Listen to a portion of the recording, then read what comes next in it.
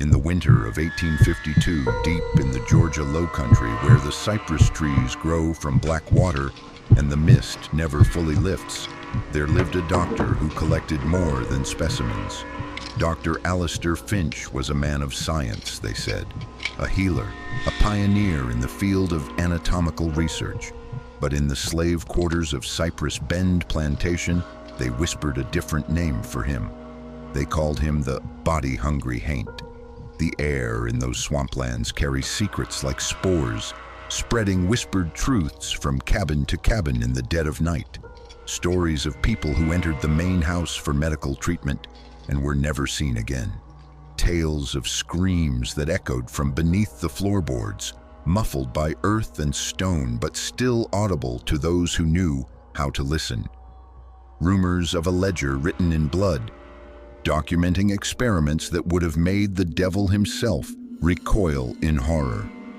What is the final lesson a doctor can learn? Perhaps it is this, that knowledge, once shared, can never be taken back, that a student given the right tools and the right motivation might surpass even the cruelest master, that the very instruments meant to heal can become weapons of the most exquisite vengeance. The legend of Cypress Bend is not one of ghosts or restless spirits.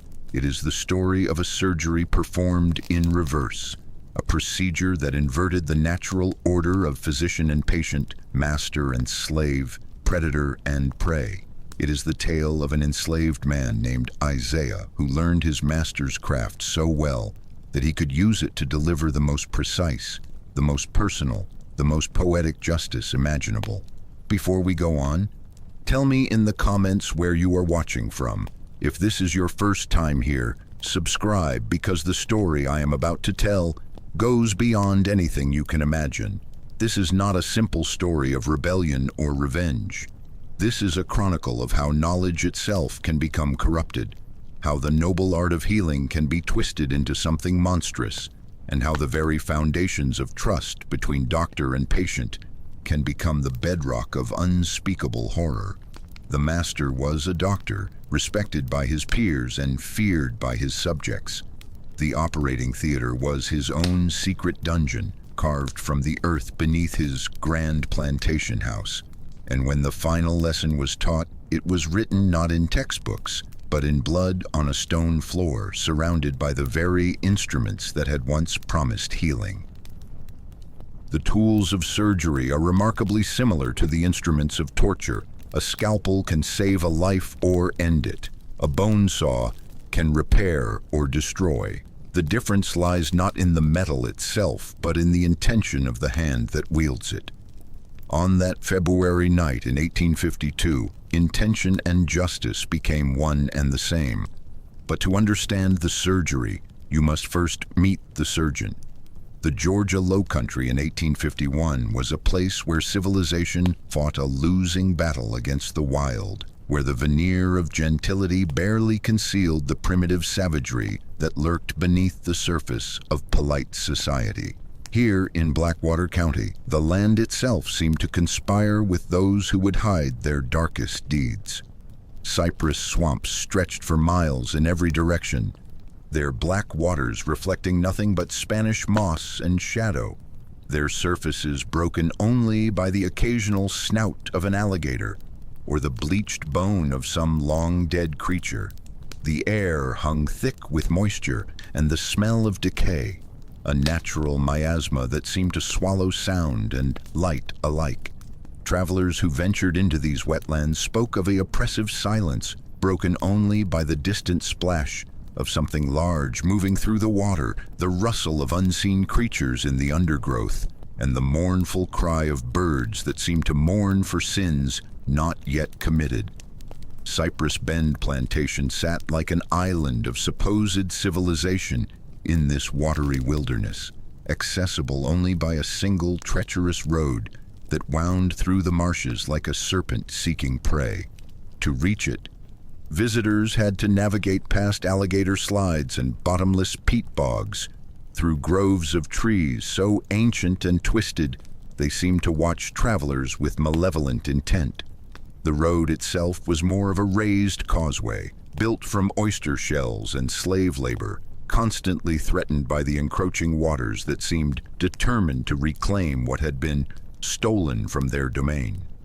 The main house, which Dr. Finch had christened Sycamore Hall in a pretension toward classical refinement, rose from this primordial landscape like a monument to human ambition and arrogance.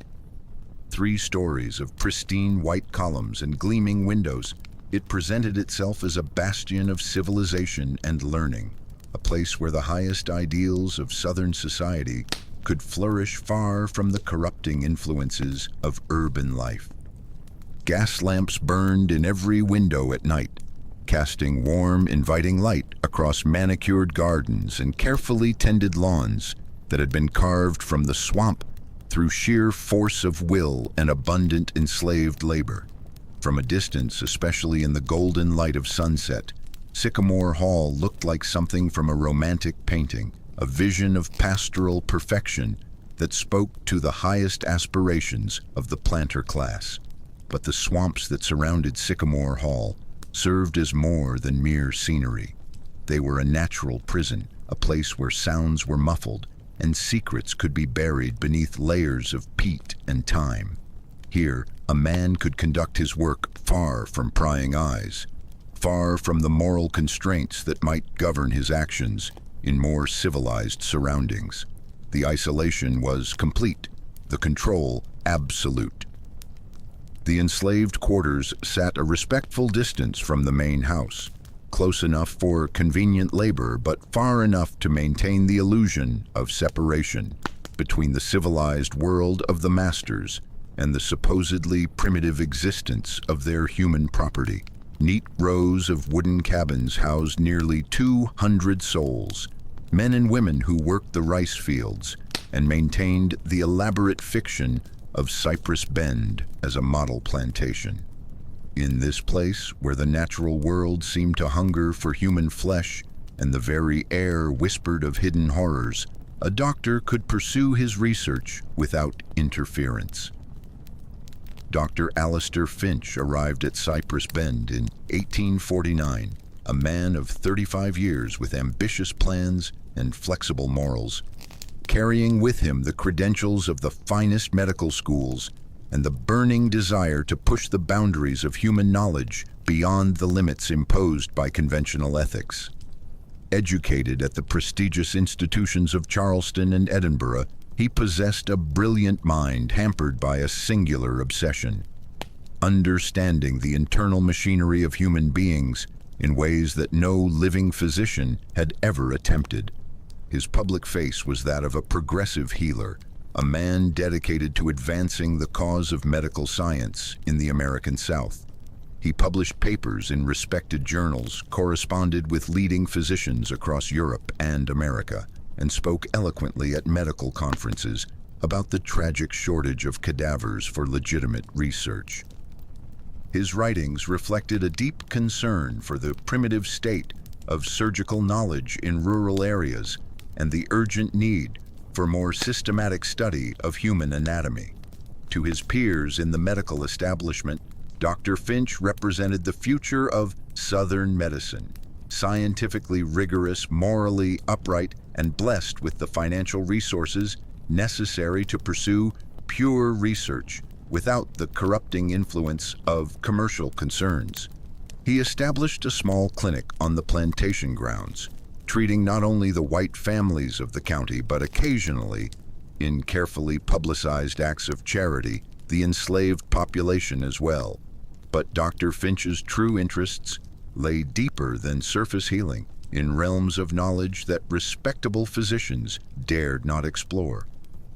He was convinced that the human body held secrets that could only be unlocked through direct, intensive study of living subjects, that the boundaries between life and death were more fluid than most physicians dared to imagine, and that the advancement of medical science justified any temporary discomfort that individuals might experience in service of the greater good. Among the enslaved population of Cypress Bend was a man named Isaiah, 28 years old and possessed of an intelligence that his circumstances had never allowed him to fully display. Born on the plantation and raised in its peculiar mixture of brutality and paternalism, Isaiah had learned early that survival required the careful management of his own capabilities, showing just enough skill to be valuable while concealing the full extent of his mental acuity. Isaiah had been purchased not for field work, but specifically for his unusually deft hands and his ability to follow complex instructions without question or apparent comprehension. Initially tasked with maintaining the ice house where Dr. Finch stored specimens and cleaning the surgical instruments that the doctor used in his clinic work, Isaiah quickly proved himself indispensable through his meticulous attention to detail and uncanny ability to anticipate what would be needed next. Dr. Finch, a keen observer of human nature, noticed Isaiah's sharp mind and careful attention to detail almost immediately. The way he could prepare solutions to exact specifications without written instructions, how he could clean and arrange instruments in perfect order without being told their proper positions, how his steady hands never trembled, even during the most delicate procedures, recognizing talent when he saw it and understanding the advantages of having a completely controlled assistant. Finch promoted Isaiah from general maintenance to personal medical assistant. It was a promotion that would seal both their fates, binding them together in a relationship that would transform teacher and student into predator and prey, and ultimately into something far more complex and terrible than either had imagined possible.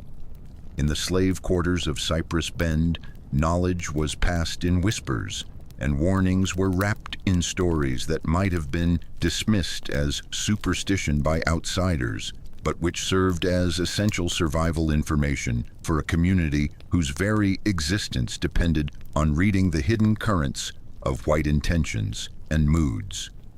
The enslaved had developed their own methods of communication, their own ways of recognizing danger before it struck, and their own systems for preserving important information across generations and households. Old May, the plantation's midwife and keeper of herbal remedies, served as the unofficial historian and protector of community memory. She had helped bring most of the younger generation into the world, had seen marriages blessed and deaths mourned, and had accumulated decades of knowledge about the patterns that governed life and death at Cypress Bend. When she spoke, people listened, because her words carried the weight of hard-won experience and carefully observed truth. It was Old May who first spoke to Isaiah about Hester, a field hand who had developed a persistent, worsening cough during the previous winter. Hester was a strong woman in her early 30s, a mother of 3 children who had never shown any signs of serious illness before the cough began. What started as a minor irritation had gradually worsened over several weeks, leaving her exhausted and increasingly unable to maintain her work assignments in the rice fields. Dr. Finch had taken a personal interest in Hester's case, conducting what appeared to be a thorough examination and declaring that she suffered from a rare pulmonary condition that required immediate and intensive treatment. His diagnosis had been delivered with the authority of medical expertise and the apparent concern of a physician genuinely worried about his patient's well-being. Hester had been moved from her cabin to a special room in the main house, ostensibly so that Dr.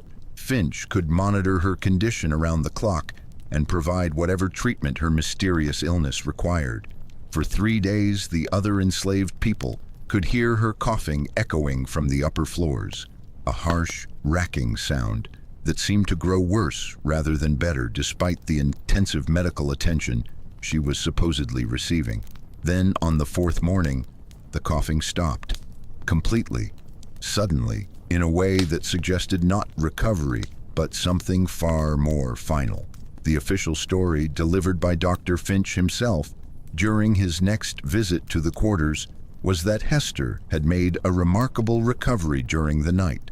So complete was her healing that she had felt strong enough to attempt an escape.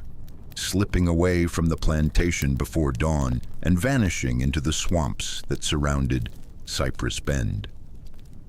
Dr. Finch had even posted the required runaway notices, offering a modest reward for her return and expressing his disappointment that his medical charity had been repaid with such ingratitude.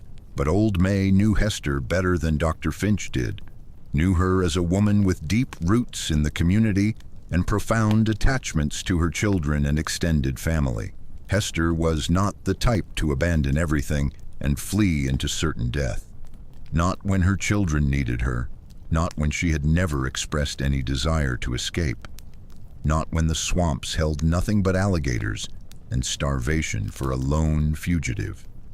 Elijah, a young house slave who cleaned the upper floors and tended the fireplaces, began to whisper about other inconsistencies that troubled him deeply. The night soil cart, he said, had been unusually heavy on certain mornings, requiring 2 men to move what normally took only 1.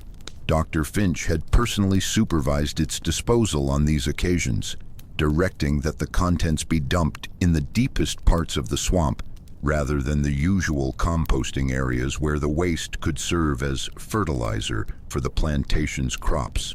The community knew something was wrong, but they were powerless to stop it. In November of 1851, Dr. Finch received a letter that would validate his work in the eyes of the medical establishment and provide him with the institutional support he had long craved for his unconventional research methods. Mr. Charles Sterling, a prominent physician and researcher from the Charleston Medical College, had written to request permission to visit Cypress Bend to observe Dr. Finch's anatomical research firsthand and evaluate its potential contributions to medical education. Sterling's letter was written in the carefully coded language that allowed respectable physicians to discuss subjects that might prove controversial if addressed too directly. He spoke of reports he had received regarding Finch's unique access to fresh specimens and his remarkable preservation techniques that had apparently produced anatomical preparations of unusual clarity and detail. The medical community, Sterling wrote, was eager to learn from any advances that might be made in the understanding of human anatomy, particularly in areas where traditional sources of cadavers were limited by legal restrictions and social taboos. The letter represented everything Dr. Finch had hoped to achieve through his work: recognition from his peers, validation of his methods, and the possibility of sharing his discoveries with the broader medical community. He spent weeks preparing for Sterling's visit, treating it as an opportunity to demonstrate not only his research findings, but also the sophisticated facilities and systematic approach he had developed at Cypress Bend. The main house was thoroughly cleaned and decorated with the finest furnishings the plantation could provide, creating an atmosphere of scholarly refinement that would impress even a visitor accustomed to the grandest establishments of Charleston society. Dr. Finch personally supervised the preparation of an elaborate dinner, complete with the plantation's best wines and most sophisticated dishes, designed to establish the proper tone for serious academic discussion. When Sterling arrived on a cold November evening, traveling by private carriage with a small entourage of assistants and considerable luggage, he proved to be exactly what Dr. Finch had hoped for: a man of science who understood that progress sometimes required unconventional methods and who possessed the intellectual flexibility to appreciate innovations that might scandalize more narrow-minded colleagues. During dinner, served by Isaiah and other house slaves, who moved silently through the candlelit dining room, like shadows attending to the needs of their betters, the two physicians engaged in the kind of sophisticated conversation that both men had long craved. They discussed the latest developments in European medical schools, debated the relative merits of different preservation techniques, and explored the theoretical foundations of anatomical research with the enthusiasm of true believers sharing their faith. Sterling asked penetrating questions about the logistics of conducting advanced research in such an isolated location, about the challenges of maintaining proper scientific standards without the oversight and collaboration typical of urban medical institutions, and about the methods Dr. Finch had developed for acquiring and preparing the specimens that made his work possible. Dr. Finch answered with growing confidence and enthusiasm, pleased to finally have an audience that could appreciate the full scope of his achievements. He spoke in carefully chosen euphemisms about his unique advantages in terms of specimen access, his systematic approach to documenting physiological processes, and his innovative techniques for maintaining specimen viability during extended observation periods. Before we continue with what Dr. Finch showed his distinguished guest, tell me in the comments what you think happened to Hester. If this is your first time here, subscribe, but only if you honestly enjoy what we do here. As the evening progressed and the wine flowed more freely, both men grew bolder in their language, speaking more directly about subjects that would have horrified civilized society, but which they discussed with the detached professionalism of scientists pursuing knowledge for its own sake.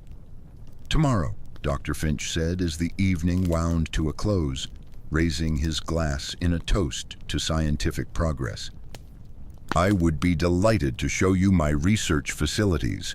I believe you will find them quite remarkable and far more sophisticated than anything currently available at even the most prestigious medical schools.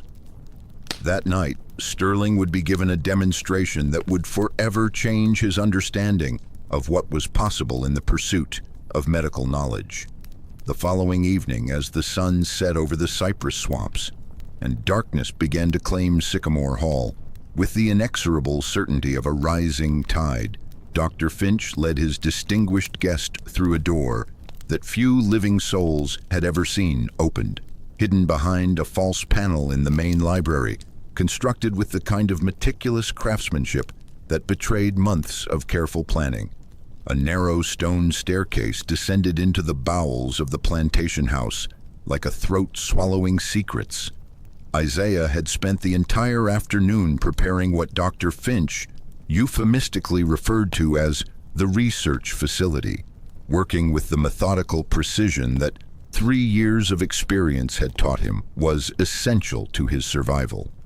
Armed with oil lamps and cleaning supplies, he had transformed the underground chamber from its usual state of clinical sterility to a fully operational surgical theater that would have impressed the faculty of any major medical school.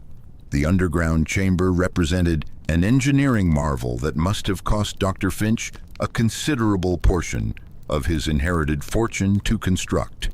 Carved directly from the clay and limestone beneath the plantation house foundation, the room measured 20 feet in length and 15 feet in width, with a vaulted ceiling that rose 8 feet at its highest point.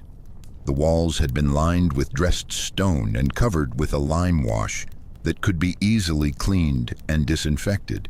Most impressive was the sophisticated drainage system that Dr. Finch had designed to handle the inevitable fluids generated by his research. Channels carved into the stone floor directed all liquids toward a central collection point, where they could be disposed of through a pipe that led directly to the deepest part of the surrounding swamp. The engineering required to maintain proper flow gradients while ensuring complete drainage must have required consultation with experienced hydraulic engineers, though Dr. Finch had somehow managed this without arousing suspicion about the chamber's true purpose. Gas lines had been run from the main house to provide steady, controllable illumination that could be adjusted to meet the requirements of delicate work. Ventilation shafts, carefully concealed within the plantation house's existing chimney system, ensured that air could circulate freely while maintaining the chamber's secrecy. The temperature remained constant year-round, cooled by the surrounding earth in summer and insulated from winter's chill. At the center of the room stood a heavy wooden table, constructed from solid oak and stained dark with years of use. Its surface bore the scars of countless procedures, knife marks that had cut too deep, acid stains from preserving solutions, and darker discolorations that spoke to the table's more sinister applications. Leather restraints hung from each corner, their metal buckles worn smooth by repeated handling, their positioning precisely calculated to immobilize subjects while providing unrestricted access to any part of the human body. Along the walls, custom-built cabinets housed an impressive array of surgical instruments that represented the finest examples of American and European craftsmanship. Scalpels and bone saws, clamps and retractors, trepanation drills and amputation knives, all maintained in perfect condition and arranged with the obsessive precision of a man who understood that proper tools were essential to proper work. Glass jars filled with preserving solutions lined one entire wall, some empty and waiting, others containing specimens that Dr. Finch had deemed worthy of long-term preservation. When Dr. Finch and Sterling descended into this chamber of carefully orchestrated horror, they found Isaiah waiting in the position he had learned to assume, standing silently beside the central table with lamps lit and instruments arranged according to specifications that had been drilled into him through repetition and punishment. Both men surveyed the facility with the critical eyes of professionals evaluating a colleague's workshop, noting details of construction and equipment that spoke to serious scientific purpose rather than amateur dabbling. In that room, Isaiah learned more than just anatomy. He learned the depth of his master's evil. Ruth was Isaiah's anchor in a world that seemed determined to strip away every vestige of humanity from those it classified as property rather than people. They had been married according to the customs and traditions of the enslaved community 3 years earlier, their union blessed by Old May and celebrated by their friends and family, even as the law refused to recognize any legal bond between people who were themselves considered legal objects rather than human beings with rights and desires. Ruth worked primarily in the rice fields during planting and harvest seasons, her strong hands equally skilled with the delicate seedlings that required careful placement in flooded fields, and the heavy tools needed to maintain the complex system of dikes and irrigation channels that made rice cultivation possible in the low-country environment. During the slower seasons, she helped with food preparation, textile work, and the countless other tasks that kept the plantation functioning as a supposedly self-sufficient economic unit.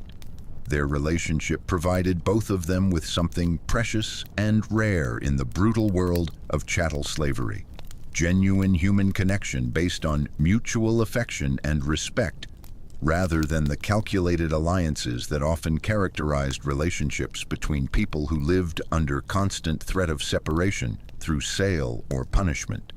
They had managed to create a small sphere of tenderness and hope within the larger context of systematic dehumanization, a private world where they could be husband and wife rather than merely valuable livestock.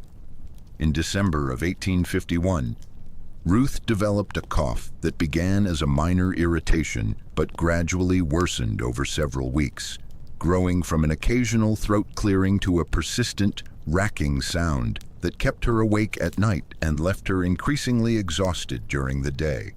Old May provided her usual remedies: honey and whiskey to soothe the throat, steamed herbs to clear congestion, and poultices made from swamp plants that had been used for respiratory ailments for generations. When these traditional treatments failed to provide relief, other members of the community offered their own suggestions. Different combinations of herbs, prayer rituals that had been passed down from African ancestors, and various folk remedies that represented the accumulated medical knowledge of people who had learned to heal themselves because professional medical care was rarely available to them. Dr. Finch, making one of his periodic rounds through the quarters, in a carefully staged display of medical charity designed to enhance his reputation among both the enslaved population and his white neighbors, took immediate and intense interest in Ruth's condition. He examined her with unusual thoroughness, listening to her chest with his stethoscope and asking detailed questions about her symptoms, their duration, and their progression. His diagnosis was both specific and ominous. Ruth suffered from a rare pulmonary condition that, if left untreated, would surely prove fatal within a matter of weeks. The disease was progressive, he explained, and would require intensive medical intervention using techniques and equipment that were not available in the slave quarters. Fortunately, he told Isaiah, with what appeared to be genuine concern and professional satisfaction, I have had considerable success treating similar cases in the past. The key to recovery lies in intensive observation and immediate intervention at the first sign of deterioration. Time is absolutely critical in these situations. Ruth was moved from her cabin to a small room on the second floor of the main house, ostensibly so that Dr. Finch could monitor her condition around the clock and provide whatever specialized treatment her mysterious illness required. Isaiah was told that his presence might actually interfere with her recovery, that his natural worry and emotional attachment could create stress that might worsen her condition and delay her healing. For the first 2 days following Ruth's relocation to the main house, Isaiah could hear her cough echoing through the building as he went about his duties as medical assistant. The sound was unchanged from what he had heard in their cabin. The same harsh, persistent rasp that spoke of deep congestion and respiratory distress. When he asked about visiting his wife, Dr. Finch explained patiently that Ruth needed rest above all else, that any excitement or emotional stimulation could trigger a crisis that might prove fatal. Isaiah was instructed to continue his duties and trust in medical expertise, assured that Ruth was receiving the finest care available anywhere in the state. On the third day, the coughing stopped. Completely, suddenly, the silence from Ruth's room was so absolute that it seemed to echo through the house like a scream. The next time Isaiah saw Ruth, she was on a slab in the underroom. The realization came to Isaiah like a physical blow that seemed to stop his heart and drain the blood from his body, a moment of understanding so terrible that it challenged his fundamental assumptions about reality and left him gasping for air in a world that suddenly felt airless and malevolent. Ruth was gone, not recovered, not escaped, not hidden away for her own protection, as he had desperately hoped during the long hours when her room had remained silent, but gone in the most final and irreversible way possible. He had discovered her absence by accident while delivering clean linens to the second-floor rooms, a routine task that had taken on desperate significance as his only opportunity to pass near Ruth's door and listen for any sign of her continued presence. When he noticed that the door stood slightly ajar rather than locked as it had been for days, his heart had leaped with hope that perhaps she was recovering, that Dr. Finch's treatment had succeeded, that he might finally be allowed to see her. Inside the room, he found evidence of careful cleaning and preparation for the next occupant. The bed was made with the kind of hospital precision that spoke of professional medical care, but the sheets were cold to the touch and bore no sign of recent occupation. The small personal items that Ruth had been allowed to bring from their cabin, a few worn pieces of clothing and a wooden comb that had belonged to her mother, were nowhere to be seen. Panic drove Isaiah through the main house like a man possessed by demons or divine fury, searching every room he could access without being discovered by other members of the household staff. He called Ruth's name in hoarse whispers, checking closets and storage areas where she might have been moved for reasons he could not fathom, examining every space where a sick woman might be resting or recovering. His desperate search grew more systematic as initial panic gave way to methodical determination. He checked the other guest rooms, the linen closets, the storage areas under the stairs where medical supplies were sometimes kept. He searched the kitchen and pantry, thinking perhaps Ruth had been moved somewhere warmer if her condition had worsened. He even ventured into Dr. Finch's private study, risking severe punishment to look for any sign of his wife's whereabouts. Silas was away from the plantation on business in Savannah, leaving the house under the minimal supervision of Dr. Finch, who was occupied with correspondence in his study and seemed unaware of Isaiah's increasingly frantic activity. This absence of normal oversight gave Isaiah opportunities for searching that would have been impossible under typical circumstances, but it also meant that no one could provide answers about Ruth's disappearance. Isaiah's search eventually led him to the library, where his desperate examination of every corner and crevice revealed something he had never noticed before, despite cleaning the room countless times. A slight gap around one section of bookshelf that suggested it was not permanently attached to the wall like the others. The gap was barely visible, hidden behind carefully arranged volumes, but it created an inconsistency that his trained eye finally detected. When he pressed against the suspicious section experimentally, applying the kind of steady pressure he might use to test a loose board or shifting foundation stone, the entire bookshelf unit swung inward on hidden hinges that had been engineered with remarkable sophistication. Behind this concealed entrance, narrow stone steps descended into darkness that seemed to swallow the faint light from the library's windows. The underground chamber was dimly lit by a single gas flame turned low for maintenance purposes, casting shadows that seemed to writhe and dance with malevolent life.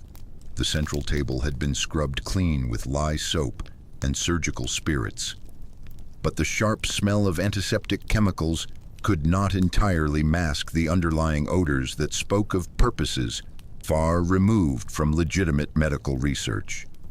Near the central drain, partially concealed beneath the heavy wooden table where it had fallen and been overlooked during the cleaning process, Isaiah found the one piece of evidence that confirmed his worst fears and transformed suspicion into terrible certainty.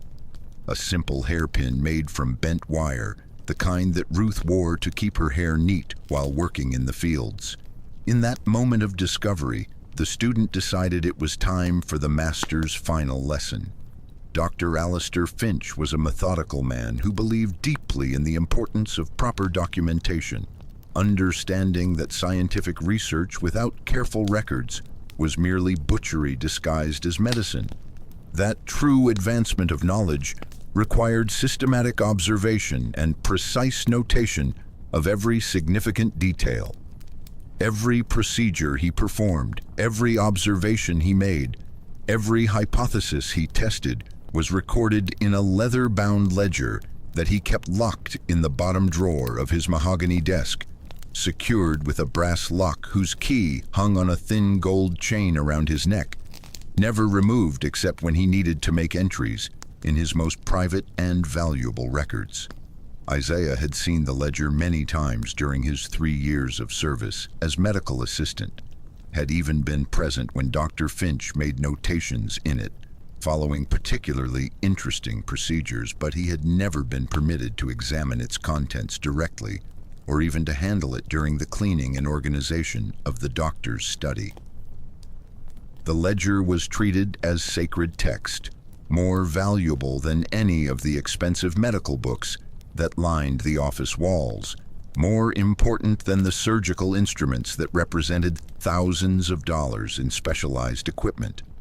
Dr. Finch wrote in the ledger with the same careful precision he brought to his surgical work, using a system of codes and abbreviations that would have appeared meaningless to casual observers, but which served to protect him from any potential legal complications, while preserving the essential information for his own reference and future research.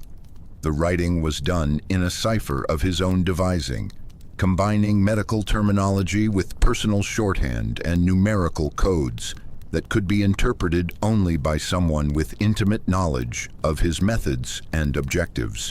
But Isaiah was no casual observer, and 3 years of constant proximity to Dr. Finch's work had taught him to read the doctor's handwriting, to understand his medical terminology, and to recognize the patterns that governed his documentation practices.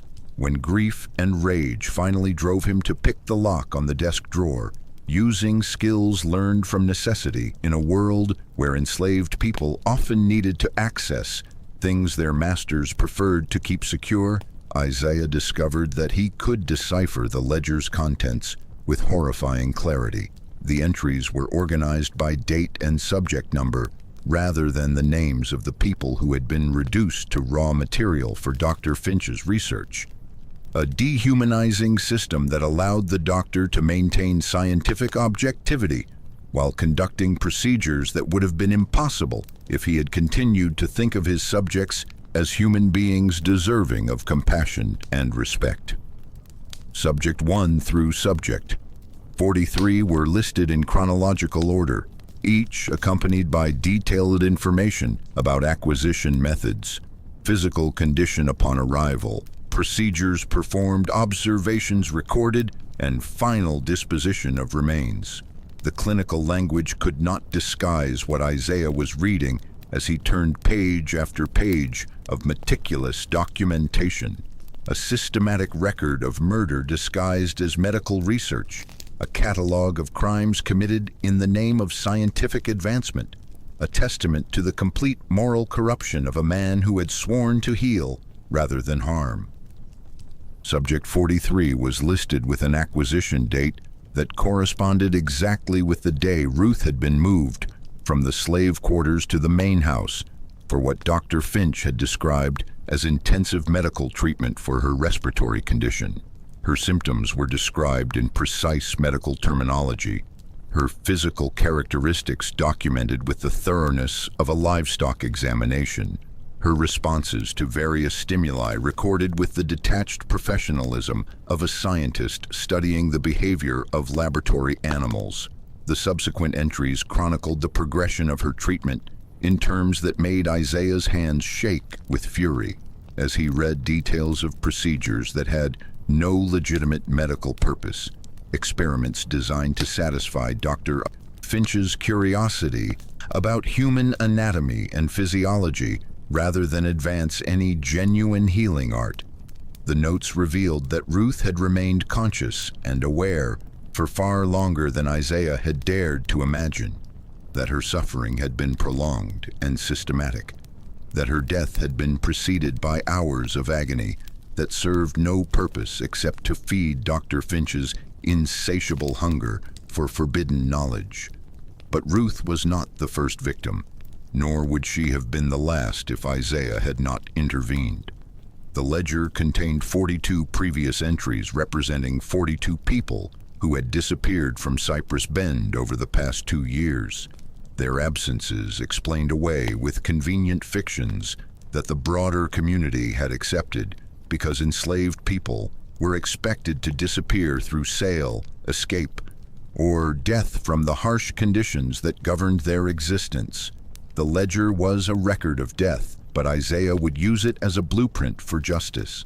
Dr. Finch maintained a precise schedule that reflected his methodical nature and his need to balance the demands of maintaining his public reputation as a respectable physician with the requirements of his private research into the darker realms of medical knowledge. Every evening at 9 o'clock, after completing his correspondence with colleagues, reviewing his notes from the day's activities, and ensuring that all aspects of plantation business had been properly attended to, he would descend to his underground research facility to check on any specimens that required preservation and to prepare materials and equipment for the following day's work.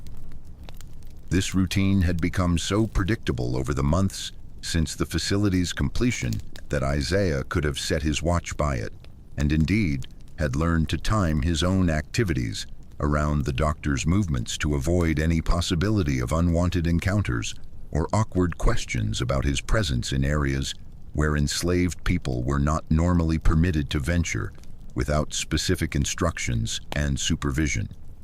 On the night of February 1st, 1852, as winter winds howled through the cypress swamps and rattled the windows of Sycamore Hall with the sound of restless spirits demanding justice for crimes that had gone unpunished too long, Isaiah was waiting in the underground chamber when Dr. Finch completed his measured descent down the narrow stone stairs. The doctor found his medical assistant standing calmly beside the central table, positioned exactly where he would normally wait to receive instructions, but holding one of the surgical scalpels with a familiarity that spoke of long experience and careful consideration rather than sudden impulse or uncontrolled rage. The blade caught the gaslight and threw back reflections that seemed to dance with anticipation. "Isaiah," Dr. Finch said, his voice carrying only mild surprise rather than alarm, for he was a man accustomed to control and confident in his ability to manage any situation that might arise within his own domain. "I did not summon you this evening. What brings you to the laboratory at this hour?" "No, sir," Isaiah replied, his voice steady and calm, despite the magnitude of what he was about to attempt. Despite the knowledge that failure would mean not just his own death, but the continuation of horrors that had already claimed too many lives. "But I thought it was time for us to have a conversation about your research, about the methods you use, and about some of the people who have contributed to your work without their knowledge or consent." Dr. Finch's eyes narrowed as he took in the full scope of the scene before him.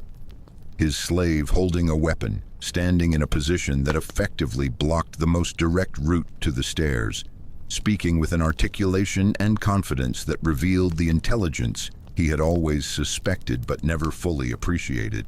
But rather than showing fear, the doctor displayed only the calculating assessment of a man evaluating an unexpected but potentially manageable complication.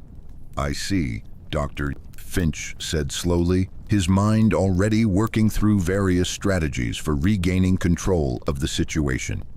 "And what aspect of my research did you wish to discuss? I was not aware that you possessed sufficient education to understand the complexities of advanced medical investigation." Instead of answering the doctor's question directly, Isaiah began to recite names with the solemnity of a preacher delivering a sermon on Judgment Day, speaking each one clearly and distinctly so that there could be no misunderstanding about what he knew and what he intended to accomplish. Not the impersonal subject numbers from the ledger, but the real names of the people who had lived and died in this chamber, the human beings who had been reduced to raw material for Dr. Finch's perverted version of scientific inquiry. Hester, who had died of a cough that might have been cured with proper treatment, rather than used as an excuse for murder. Samuel, who had supposedly run away after injuring his hand, but had actually become Subject 15 in a series of experiments designed to test the limits of human endurance. Rebecca, who had allegedly been sold to settle a gambling debt, but had actually died on this very table, while Dr. Finch explored the relationship between pain and consciousness. "Ruth," he said finally, his voice breaking slightly on his wife's name, despite his determination to maintain control. "Subject 43 in your ledger, my wife." The confrontation that followed was not the sudden explosion of violence that might have been expected, but a carefully planned and methodically executed procedure that demonstrated just how much Isaiah had learned during his years of unwilling apprenticeship. Using his superior physical strength and the element of surprise, he forced Dr. Finch onto the same table where Ruth and so many others had suffered and died, securing him with the same leather restraints that had held countless victims immobile while their tormentor pursued his twisted version of medical knowledge. "The fascinating thing about anatomy," Isaiah said, selecting instruments with the same careful precision that Dr. Finch had taught him, "is how much pain the human body can experience while remaining conscious and aware of what is being done to it. What followed was a masterclass in applied anatomy, as Isaiah demonstrated his thorough understanding of every technique he had been forced to witness and assist with during 3 years of horror. But where Dr. Finch had always claimed to be pursuing knowledge, Isaiah was pursuing justice, and the difference showed in every precise cut, every calculated intervention, every moment of carefully controlled agony.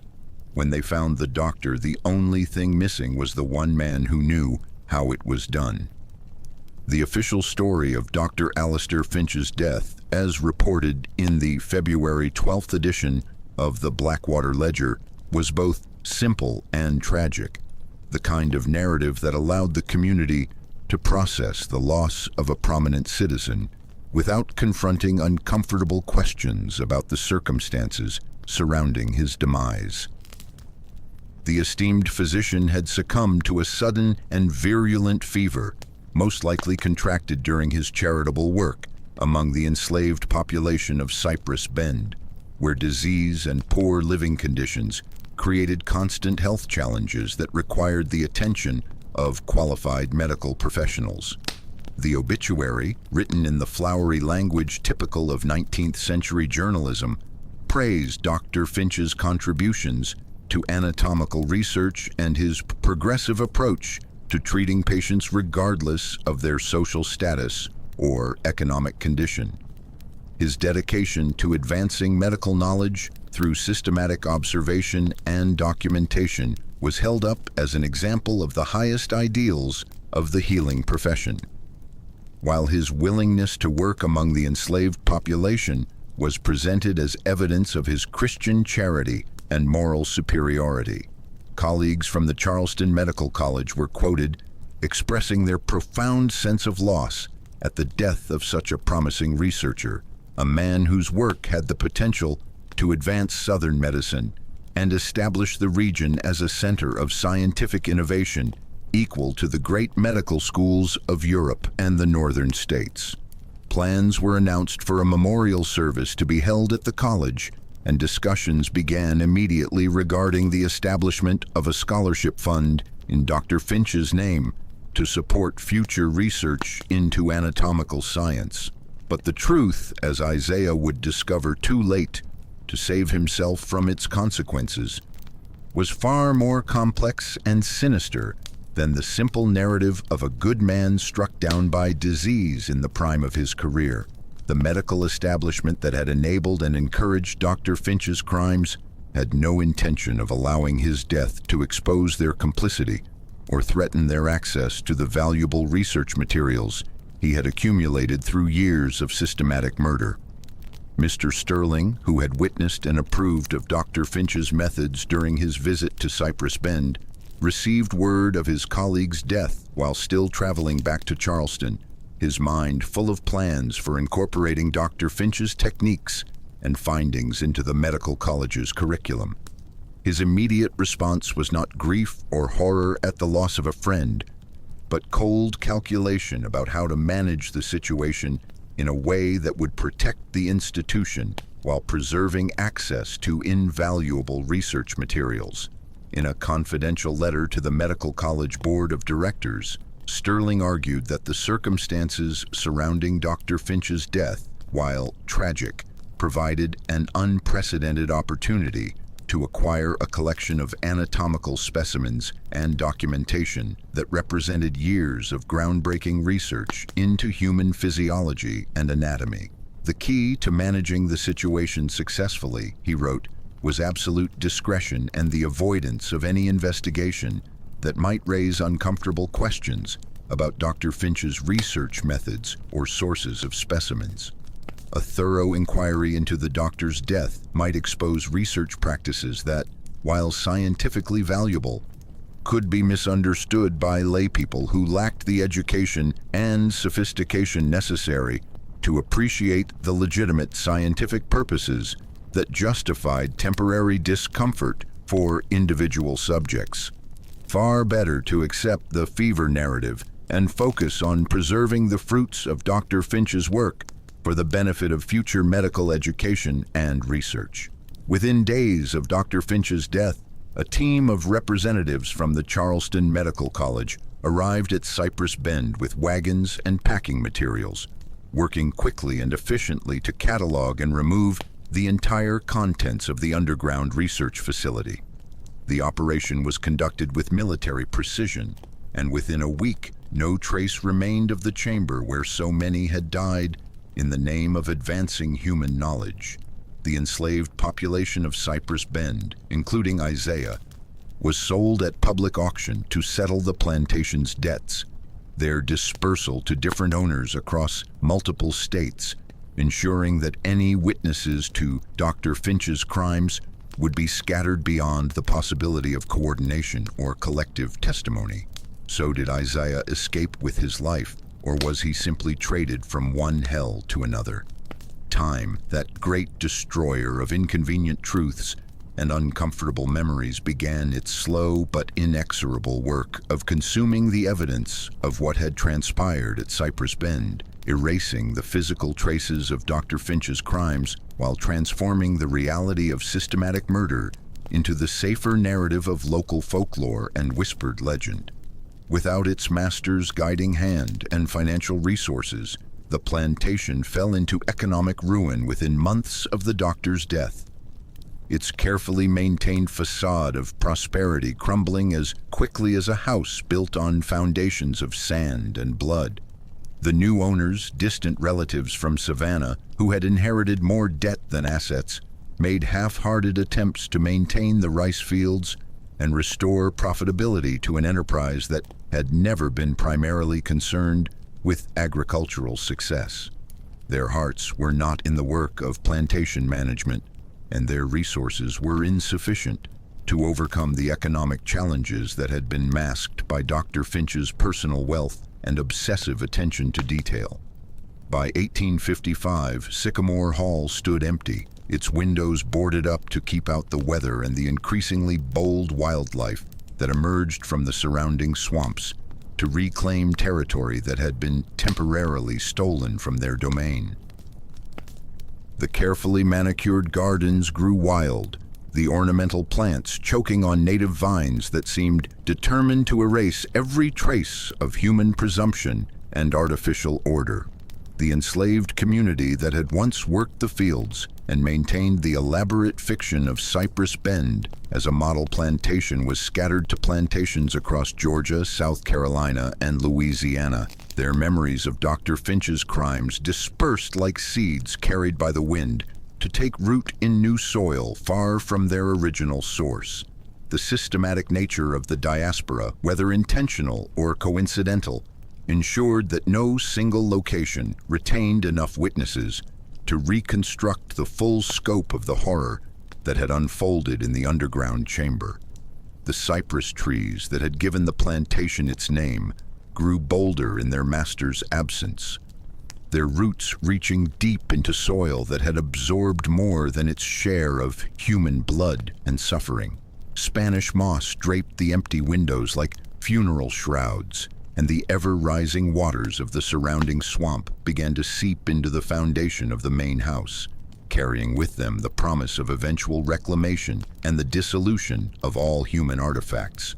The underground research facility, already sealed by the medical college representatives who had stripped it of everything valuable or incriminating, slowly filled with the brackish water that permeated the low-country soil, its stone walls gradually succumbing to the patient erosion that would eventually reduce even the most carefully constructed monuments to rubble and memory.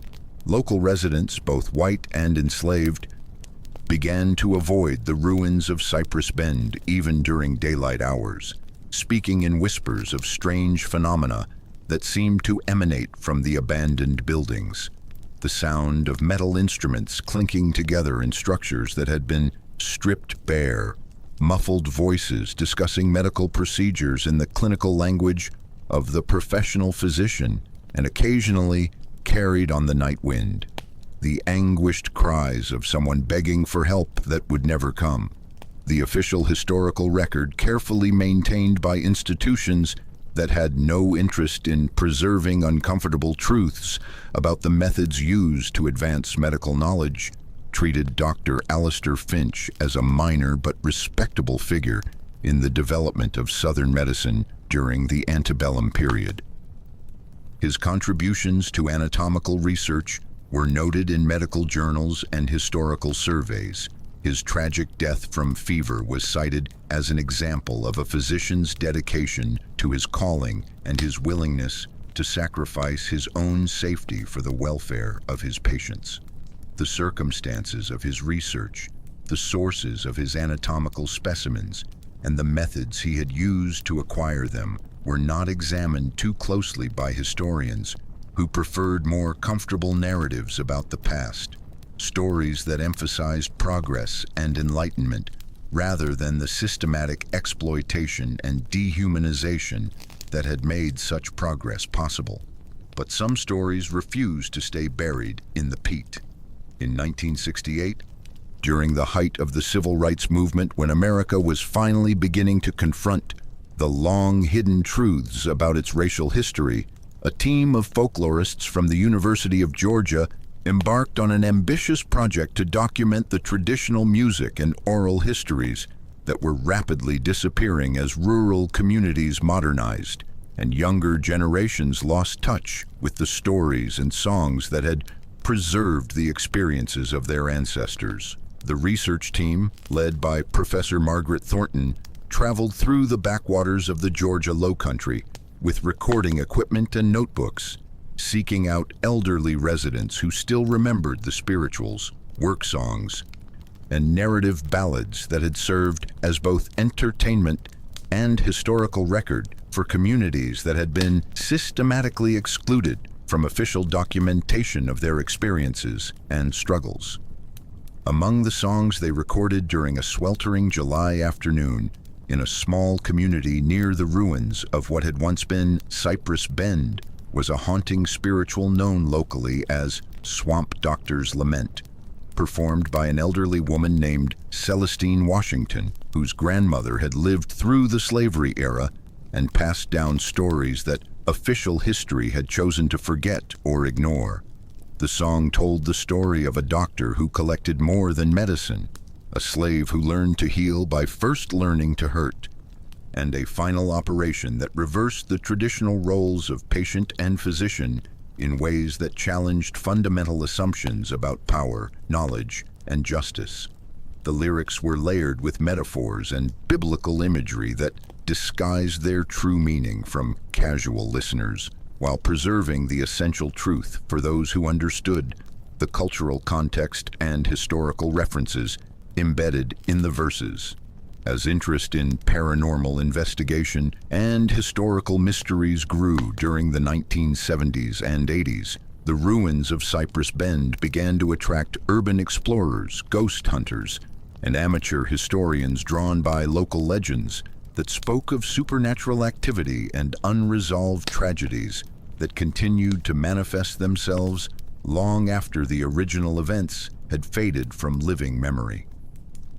Most visitors found nothing more than the expected remnants of an abandoned plantation, collapsed floors and crumbling walls, rusted agricultural equipment slowly being consumed by vegetation, and the ever-present encroachment of the swamp that seemed determined to erase every trace of human habitation from the landscape.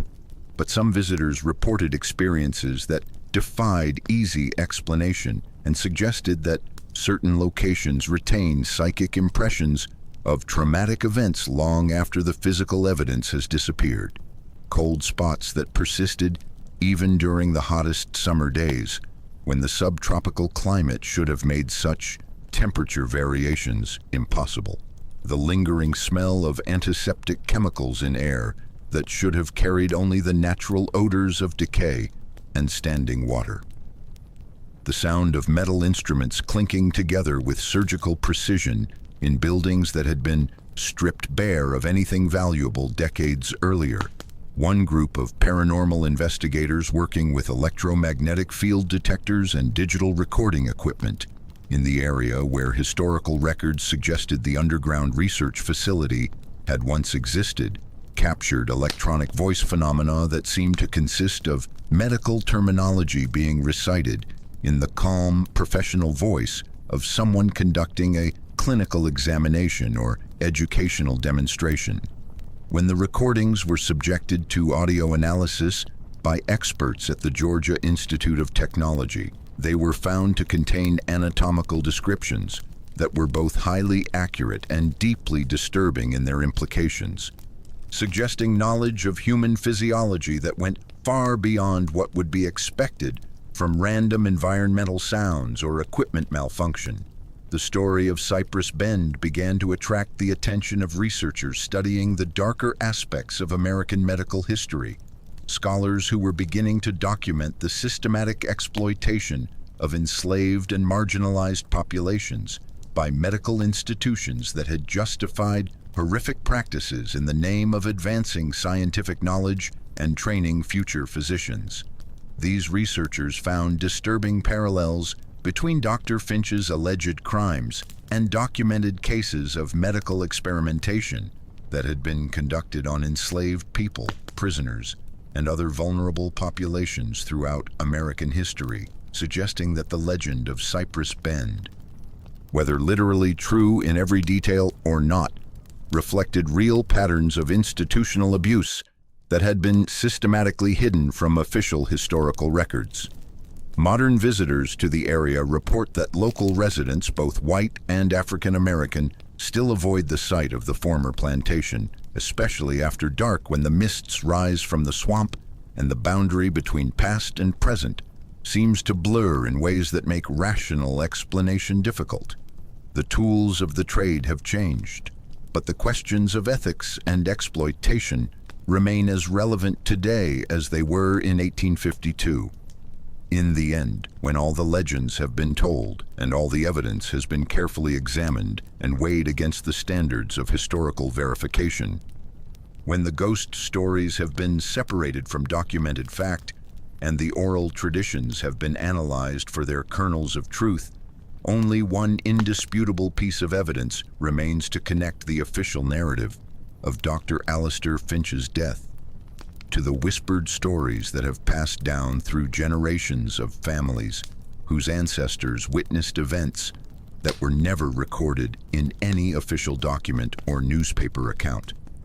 Dr. Finch's last will and testament, a legal document that was properly witnessed, notarized, and filed with the appropriate county authorities, contains a clause that has puzzled historians and legal scholars for more than a century and a half. A specific bequest of his personal set of surgical instruments to the bondsman Isaiah, in recognition of his invaluable assistance with my anatomical research and his remarkable aptitude for the medical arts. This bequest, recorded in language that carries the full weight of legal authority and preserved in courthouse records that have survived fire, flood, and the passage of time, represents the one thread that connects the respectable public face of Dr. Alistair Finch to the darker allegations that surround his death and the circumstances of his research at Cypress Bend.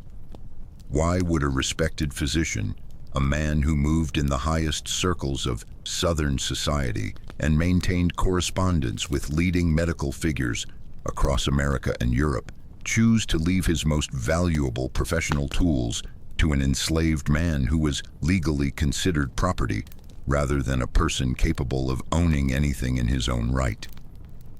The conventional explanation offered by Dr. Finch's contemporaries and accepted by most subsequent historians was that the bequest represented a final act of paternalistic benevolence toward a faithful servant who had demonstrated unusual loyalty and competence in assisting with legitimate medical procedures. Such gestures, while unusual, were not unknown among slaveholders who wished to be remembered as enlightened and humane masters who recognized merit even among their human property.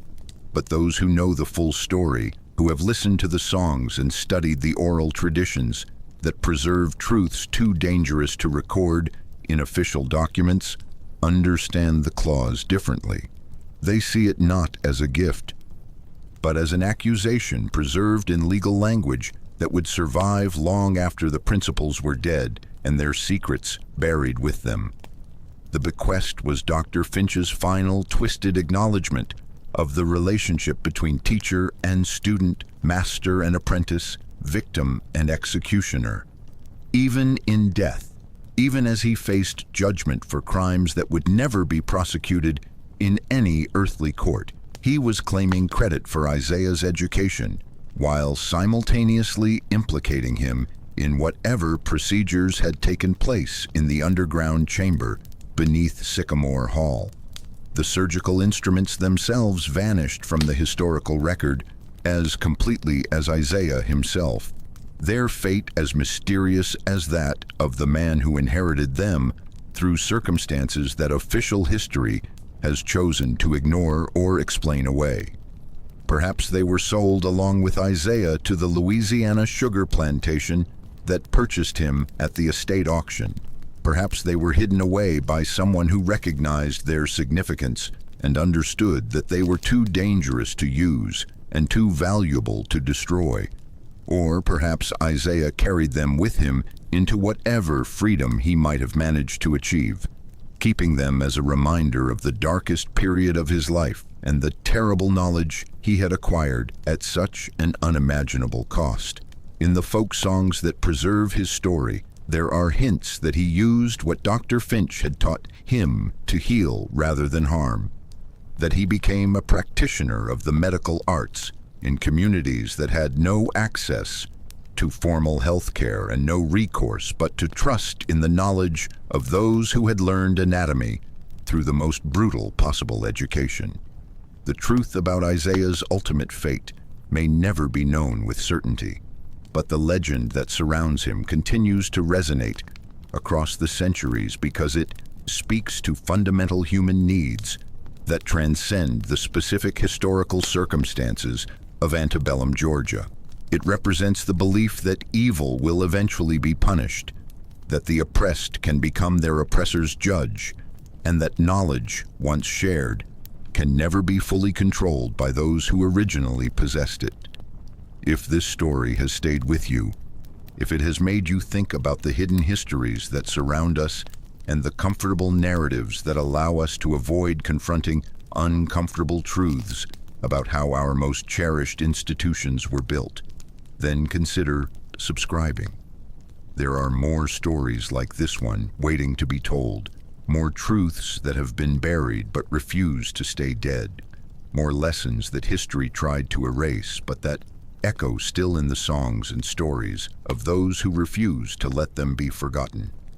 In our own time, when questions of medical ethics and informed consent dominate headlines and courtrooms, when the relationship between healthcare providers and patients continues to evolve, and when the history of medicine is being rewritten to acknowledge the exploitation and abuse that contributed to medical advances we take for granted, the story of Cypress Bend serves as a reminder that progress often comes at a price that is paid by those least able to protect themselves.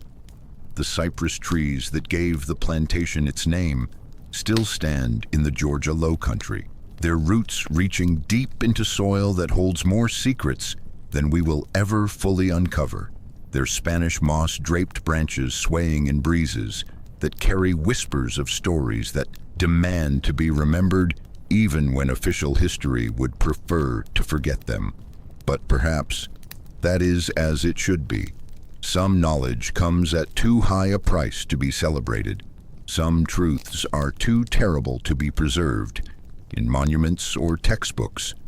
Some lessons can only be learned through the kind of suffering that transforms both victim and perpetrator in ways that challenge our fundamental assumptions about human nature and moral responsibility. In the end, the doctor's last lesson was not in anatomy, but in pain, and his most gifted student passed the final exam with a precision that would have made his teacher proud, if teachers could feel pride in the moment when their students surpass them in ways that reveal the true cost of the knowledge they have shared.